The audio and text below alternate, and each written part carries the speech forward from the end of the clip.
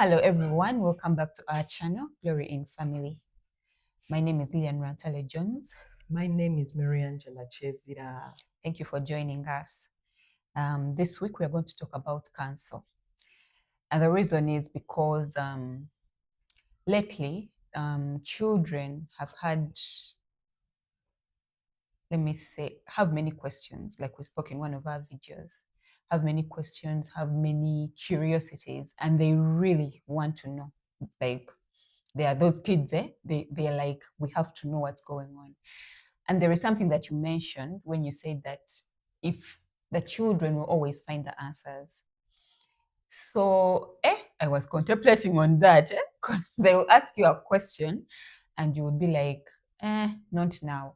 But since for them they are too curious, they will go to someone else and they will ask them a question. And there is a group of children I had some time back. They were talking about a certain conversation and it was not well settling in. So any person who had them would either be like, that's a wrong conversation for you children to have, or you would walk away. And I think any wise person would be like, you talk to the children, regardless of whether they are yours or not, because never know, those children might meet your children and they would have that same conversation with them. And if you have very, very, because they are curious children and they are very, very, very curious children, and there are those ones that think are geniuses, they've got it all. So what we want to talk about is who is giving your children counsel, where are you getting your counsel from, and whom are you listening to, whom are you not listening to, who are your children listening to, whom are they not listening to. So that is where we want to go. Exactly. Actually, you've piqued my interest in one, who are you listening to? Because your children are your products. The people that you listen to, the people you listen to or who you revere, many times will end up being the kids, the people your kids listen to, unless there's a break between you and your kids. There is no relationship. So then they won't listen to the people you listen to. So I guess it goes back to you. Who are you listening to, first and foremost? As parents, because we don't know what we are doing, you tend to look for advice everywhere. Yeah. I have a friend of mine who was going to help her friend after they had a baby. Both of them have never had babies. Both of them have never been people who babysit. So they are this is their first baby. Yeah. For both of them. So this friend of mine went on Google and looked up all the information they could find on newborns, how to take care of newborns, how to look after newborns. And they went on YouTube and really they watched as much as they could to get all the information. And they're like, why? I've gotten in what I can get. The Holy Spirit is going to have to help me with the rest. But at the end of the day, you can't ever know enough for raising your child. You always look and find counsel. So me, I'm always counseling new mothers that yes, get counsel, but also for yourself, your child, and also the Holy Spirit will tell you what this person is telling you, don't do. Because the truth is, in this world, people can have cancer. People will tell you. We talked about the last video where someone told us, don't carry the baby in your hands. They will get used to hands. So basically, the question is, you need to choose good counsel, people who are wise in their counsel, and listen to them. And then leave everything else out. Now, when it comes to your kids, you need to be their point of contact when it comes to counsel. And I guess that always comes down to how available are you when they are not really seeking for counsel. They're asking random questions. Why is the sky blue? But why? Why is the grass green? Why was I born like this? Why was I born on Wednesday? Like, really? And they will want to know, like, seriously. So the more you answer those random questions, the more the difficult questions, when they come, you will be able to give them good counsel. Yeah. But also setting boundaries for your children. It's not wrong, by the way, to set boundaries for your children. Either me, when I find mothers who are like, me, my kids don't do this and that, I'm like, it's okay. Yeah. That's what you've decided for your kids. Your children need to have boundaries, because if they don't have boundaries, they will run amok. There's the proverb that says that if a child left to their own ends up being quite chaotic. So you don't want your child who, because you love them so much, You let them do you follow whatever. their cues. They have no cues.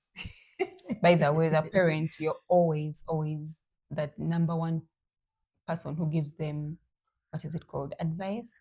Because children are clever in their own eyes. They're like, we know it. Our parents don't know. They don't know that you've already seen all that. So they think that their advice, my daughter has a habit of telling me, I was thinking we do this and this and this. And you're looking at her, you're like, okay, I get it. Your thinking is very wise, but I had told you we do this. Because sometimes when you let them take their own advice, they'll think that now they have the right to decide on everything. Because you're going to tell them this, they'll do the opposite because mommy always lets us. So also that boundaries, knowing where they should stop, Yes. is also a point, because they have a habit of, man, we are going to do this, however much daddy has said this. So, or you tell them, go and do this, they'll tell you, can we first do this? Then we do this. Like, make them want to listen to your counsel and take it, not to just listen and hear it and walk away with another advice. Because that, in fact, ties in with Rehoboam, the son of Solomon. Solomon, right? Yes. I don't know why. I always think about Samson every time I'm talking about Solomon. Rehoboam goes, he wants to find counsel. But then he first goes to the elders and he asks them. The elders give him the advice. But then he goes to the boys, let me say, and then they give him the advice. And he goes with the other advice that the boys give. And it doesn't end well because he didn't listen to the elders. So I think it's more of training the children what to listen to and who to listen to. Yeah.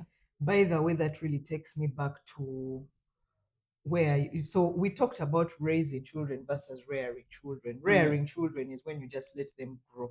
You give them the basics. They have food, they have water, they have education, they have clothes. Yeah, where to sleep. Yeah, but the rest of it, who cares? So they stop depending on you for their nourishment, their brain development, and they begin depending on their friends. They end up spending more time with their friends than they spend with you. And as a result, they value what their friends say more than what you say. Yeah. And that's how Rehoboam ended up where he ended up. That's my belief. I don't know if it's true. So the same thing with you. You should know that investment you're putting into them is about their life, because you want your kids to succeed in life. You want them to have the best kind of life. But God gave those kids to you. Yeah. Therefore, you have what they need to live their best life, not sending them away all over the place. I will talk about this in a way that, and I hope those who can hear me will hear me.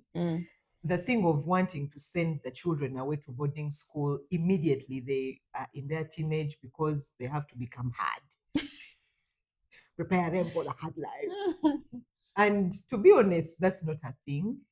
There's no thing like becoming hard In boarding school. to prepare you for hard life, because life is life. Yeah. Not everyone is going to have your experience of life. So you can't then be like, they should all become hard because of what you went through. But what you're really doing, you're cutting yourself off from your child at a time when they really need your input.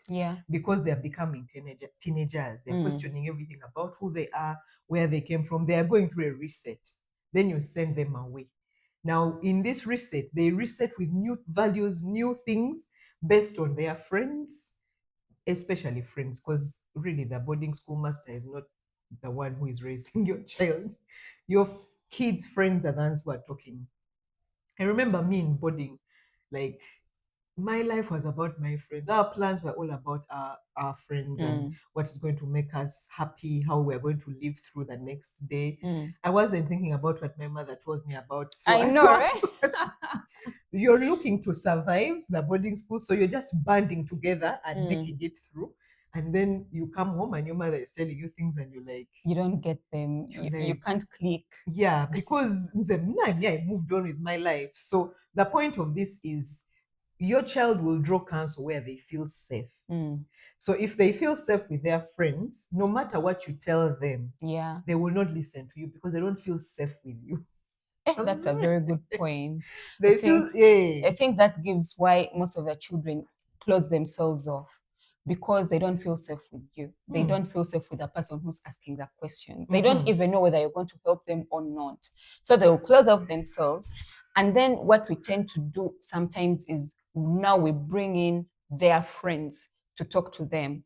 And you don't know whether that friend is going to also speak to you about what they've told, because they'll say, don't tell my parents. And then if they tell their parents, they won't trust that friend ever again, because they came and told you even after them telling you not to. Yes. So to break all that, like, you have to start immediately from when they are still down here. Speak to them, not to judge or to correct or to, like, because most of the time we are only looking to, you get it, not to just have some good time with them and listen to what they have to say, and then go pray, and then after some time, then you come back with whatever you want to tell them. Exactly. Yeah. Yeah. And then there's something when your child, we talked about letting your child be expressive. So in the boundaries you set, you still have to let them be free. Let them be free in the boundaries. You're like, don't leave this home without my permission. Yeah. But in the home, do whatever you want. Let your friends come, be free. But in that, when you see something that doesn't fit, you Yeah. should address it. If your children are, let's say, drinking alcohol in your compound, you're in the bedroom, you should come and nip it in the bud. Yeah. Not be like, oh, well, since they are around me, it's okay for them to drink and get drunk. And the language too that they Exactly. use. Yeah, or how they're speaking with F words or everything, and you think, as long as they're around me, it's okay. Remember, these children come from certain homes. They'll Yeah. go back to those homes and they'll be like, when we were at, let's say, Auntie Marianne's home, we were drinking, we were using what, and those parents now are going to be like, You we can't go can't back. let Yeah. you. So even in your freedom, set boundaries. Teach your children why they shouldn't do certain things. Tell Yeah. them F words are not respectful. You're the person you're talking to with those words, you're not respecting them by using those words, Yeah. even if you're trying to express yourself. Or drinking alcohol is not to your benefit. It makes you behave funny, it makes you look weird, it makes you lose cognitive abilities. Yeah. You shouldn't do it. But if they insist on doing it, or your children are like, me, these guys only come here to drink because they are free, then you tell those kids, look, if the reason you come here, like, address the thing. Don't let them go just because we are now letting kids express Yeah, and themselves. also letting kids come to your home without their parents knowing, because sometimes, you're like, you think the parents know that these kids are at your home, yet they don't know. So also making a relationship with the parents' kids, because in the end, your child will tell you, I'm going to so and so's, yet they are not there. But then you have to call and ask whether your child is there. And you realize the child is not there. And then you're like, the child is lying to you. But if they know that our parents have a relationship, they can't mess that up. Yeah. They will know that I have to tell my mom that I am going to Marianne's. I have to tell my mom that I'm going to this place, so that there is a trust that is being built. And you also, parents, don't oversay no all the time. Like every time they ask you no. Give them The the no machine. No, put curfew. never. Not in You a get million curfew, by years. the way, is not a bad thing. Sometimes children are like, oh, they give me curfew. Oh, for me, they don't give me curfew. Curfew is very important. At least the child will know by 6, I have to be home. Before sundown, I have to be home. They become responsible. And I think the other thing that I like the most is teach your children how to ask before they touch anything. Kids have a habit of coming to your home and they will touch whatever they find. And you're like, don't touch that, don't touch that. And then they'll go back home thinking the other mom is not cool. You get, they don't let us touch their stuff. In our home, they let us. And then your children will go that side and they'll also start behaving like that. Kumbe, you're just spoiling. But then if they go and they have to ask for everything, may I use this? May I touch this? May I? You will realize that there is a respect that comes with it. The parents will know that, these children, if they are here, they do not just touch my things. They do not just go wherever they want because they are in my home. So learn to also, is it called molding? Cancel them while molding them. And then whom are they listening to? That's what you want to also get to. Whom are your children listening to? Yeah. Yeah. Because sometimes friends Some friends, I think from here we can introduce prayer. Mm, Pray for your children, the friends that they're spending time with. Pray mm, that God removes bad friends. Pray that God brings good friends who will guide them and help them to continue the journey you want them to walk. mm. Because some friends are so influential, Yeah. and also some friends make your children feel like their lives are not as fun to Are not live, and they cool. like, so even your child, you need to remind them who they are. Yeah. Remind them that in our home, for us, we are like this. Mm, Yes, that is their home. I'm not their mother. As for us in our family, this yeah. is how we are. So Mm, they know who they are. When they go to their friends and their friends are telling them all these kinds of things, they remain balanced. yeah. And then know when you, for me, I encourage a lot of people, my children's friends, to come home, because I Yeah. want to see how How do they they be. behave, what things do they say when they're Mm. playing, how do they play. And I am not so keen on them going that side because I have no control. that's that's just I me. know, just like me, I'm Like like, I want them there. yeah, I don't know what you're doing. There's a time my daughter went to visit a friend. I went to pick them and they had gone to another home. I almost lost my head. Like, how do you just let my child, because your kids go there all the time, you Yeah. just think it's okay with me that my child goes there? I was Yeah. like, never will she ever come back here. But I didn't know. Of Yeah. course, then the Holy Spirit is saying that's why you should pray, because you don't know. Yeah. Even though you planned 1,000 times, you still don't know. So you Mm. should always pray for your children Yeah. because you have no control over What how they they're listen to. what they listen to. So again, counsel. Teach your children to identify good counsel and bad counsel. And the Yeah. only way they will know that is from you, Mm. how you counsel them, versus how maybe their aunties, their uncles, or certain aunties will say certain things and be like, Auntie so and so told me this. You're like, eh, okay, but Yeah. you don't worry. This and that.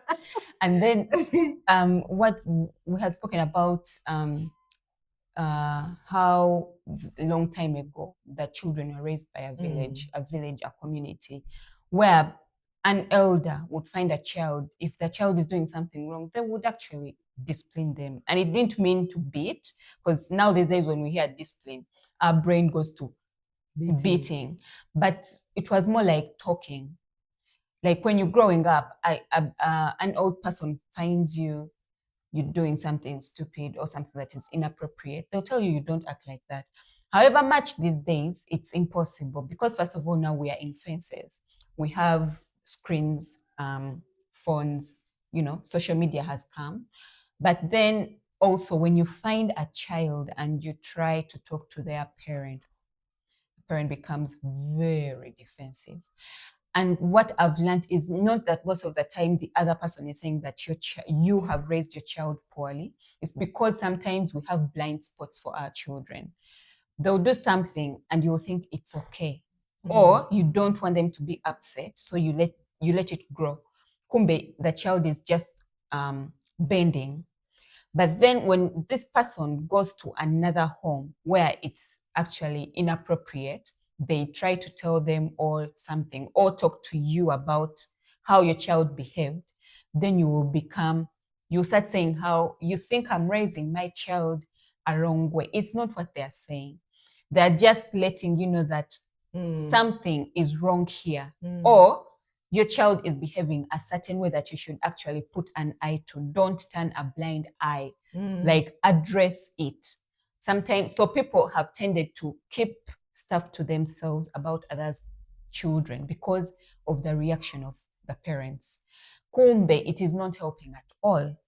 So that means I am going to stop that child from mm. coming to my home because I don't want my children to learn that behavior. And then you start asking, why aren't you visiting me anymore? Why aren't you bringing your children? But I can't tell you because I know it will bring a Mm.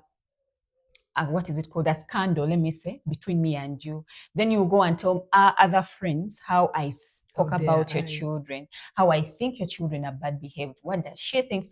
And then we shall have a different kind of scenario. And then, because we don't want to listen to counsel, we've grown up not wanting to listen. So that comes in, and then Wonderful. we saw it in our children, and the children Yeah. tend to grow poorly. I think from what I'm taking, from what you're saying, it's don't me, I shouldn't be afraid to discipline someone's child who is Yeah. in my home, especially Mm-hmm. who is under my authority in the moment. I've learned this from my sister. Mm. Whoever's kids visit my sister, Mm. when they're in her house, you will undergo discipline. If you dare do something that is worthy to be disciplined, Yeah. she's going to discipline them. And when you come to pick them, she will tell you, This your is what child did happened. this and this and this, and I beat them, or I put them in the naughty corner, or I scolded them. Mm. And all her friends know, in her house, you're No, going to behave. no Actually, stupidity. when the children go to her house, they behave because they know This Auntie is the Masha is going to do this nonsense. and this. We don't tolerate, and for Yeah. me, that tells me as a parent not to give up on people's kids. Yeah. If you see a child doing wrong, first of all, address it, because you can't, some kids forget. Yeah. So you can't punish them 16 hours later for something they may They be did. like, really? They Or don't even unless you remember tell it. them, you have done this thing, I'm going to report you to your mother, and your mother will, like, so they know at the back of their mind.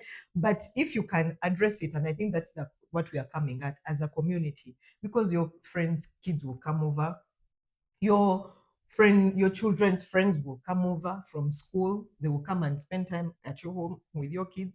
Don't be afraid to discipline them. Yeah. And once you have disciplined them, don't be afraid to tell their parents, I have done this. Your Yeah, child because was they'll doing tell this. them either way. Yeah, so you tell them and be like, sorry, not even sorry, but if it's not okay with you, if you don't want your child to play with my child, that's fine. But Yeah. me, I'm not going to tolerate. Because when that child gets away with it in your presence, your child will also think It they is can. okay. Yeah, then they will do it, and then they're like, but why did you let Double so and so standards. Yeah. yet for me, blah blah blah. Either way, you have to address it so that they know at mommy so and so's home. Even the child themselves, they're like, I know I can't get away with that. So Yeah. why would someone would else someone- get away with that? And that will, and you know what? You who is the disciplinarian parent, you end up being a parent kids trust, because at least you're not double-minded. Yeah. You have no skin in the game. You tell them what the truth is, and yeah. And your kids will talk about it. They'll know if they go somewhere else, our mom doesn't like this, because they know you are strict with it. You're not double standarded. Let me use the wrong English there. But you don't have double standards. Okay, let's go back. I'm sorry, I just love using wrong English all the time. But you don't have double standards, because they'll know that if so and so couldn't get away with it in our home, that means I might not also get away with it in this home. So they'll know how to behave, because they see mommy or daddy disciplining them from their home. So they'll start thinking twice before they do something. Yeah. And then there will be disciplined children. But children will always talk about it. So what you're saying about telling the other parent is good, because now if it comes from a child, it will come off like you treated their child a certain way. Kumbe, for you, you were doing right by them, Yeah. but then for them, you did wrong by them. So addressing the other parent about what you did is a very good thing, so that it doesn't bring that how dare she. And when you're disciplining that child, don't be so violent about it. Let's be humble. You can be violent with yours, because yours will forget.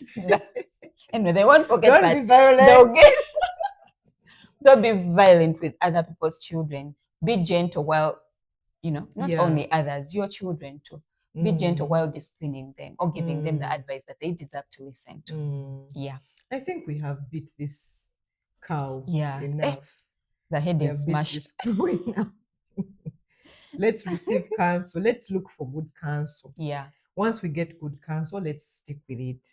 Then let us be our children's counsel. Yeah. Let us be their safe place so that they can receive our counsel. And then let's look out for our children's counsel. Who are they listening to? Let them not be like Rehoboam, who the father's friends gave him good advice.